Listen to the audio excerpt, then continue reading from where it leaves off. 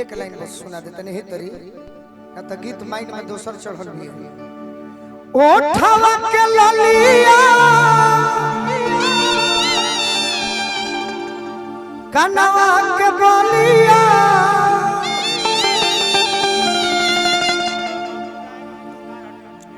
हमारे मुखिया जी बबलू राय भैया की ओर से लाखों लाख रुपए का आशीर्वाद। बरिसों से हमारा पंकज तिवारी भैया जिला परिषद बहुत बहुत आशीर्वाद। अखिया के तोहरा काजारा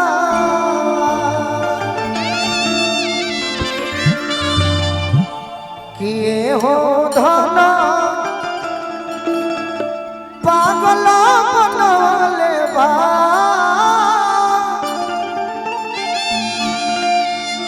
अरे नक के नथुनिया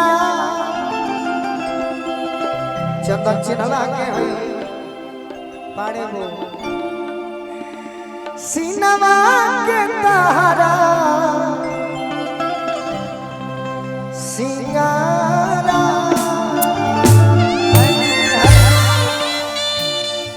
ऐसा नहीं तो ढेर बच्चा मन और सब है। आज तनी लयदार के धरती पर लय मारे दिया बाकी गीत तो रोज होता है। चलो तनी राजा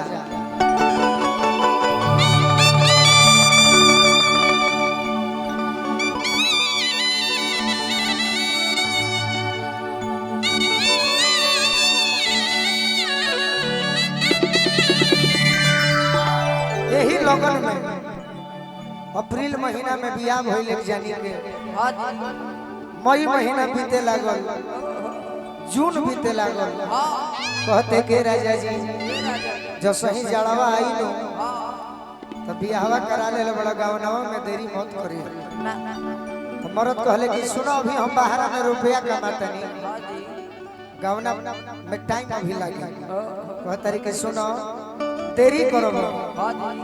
तो जाना तो रहल के बियाह में हम लइका बनी 2-4 महीना नैहर में रहनी है तहरा जग हो गई है कहतर उहे लय है कि बुझे ना अरे बेदरदा दरदिया जय हो ताना मारे लहुरी न नदिया बाकी कोहत का बड़ी कोई से तनी हमारे के लौ मिलै छै खिया का करो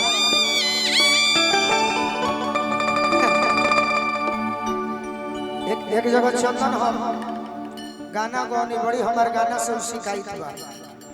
गाना 100 मिलियन गइल बा कि नामवा धो देबू तो छुई ना प्रशासन ने जाए। तो एक दिन हम आचार संहिता में धरा गए बेल्ट ना लगौले रहे कहनी कि जे गाना गौले बड़े टुनटुन जी हम उनके आदमी हैं पुलिस मार बेट सूतर पर कहले कि वह न गौले बड़े कि नाम धो देबू तो छुई ना प्रशासन ने जाने हमको उनका ले बड़ी हम दुखाई गए कैसन गाना गावत तारो नाम धरो तंजे तो पिटा एक दिन चंदन पिटाई से बाच रहल कहनी कि उनकर नाम न धर हमार नाम धर कहत का बड़ी का कहत बारी हमारे बाबूजी सर कहस कि रौरा ना आई बुत जियो कैसे हो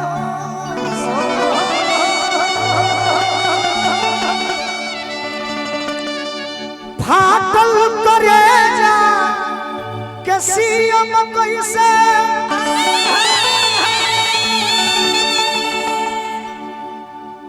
रौरा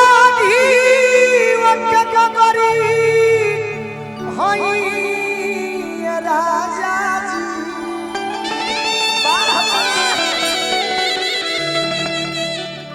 घर को बना पिया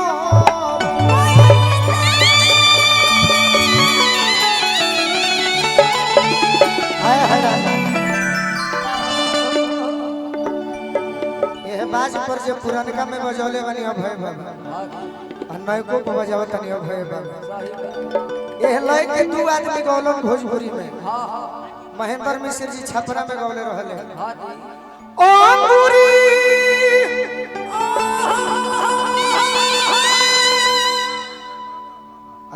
मामा जी की ओर से कमलेश राय जी लीलारी से आशीर्वाद दिले जय हो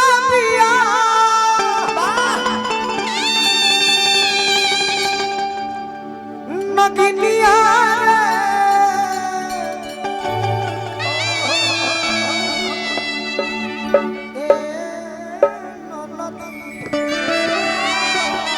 स्टैंड लगाओ सैया के बोलाई दो बोलाई हमरे गुरु तुल मानस हंस गायत्री बाबा गोले रहले उ गाना के दबा दी हले कि बुझे ना बेदारा दा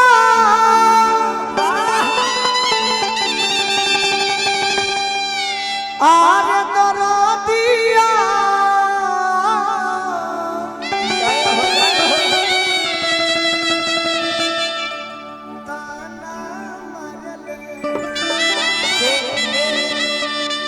लहुरी ननदिया बाकी शिकायत करते कर में डाल दो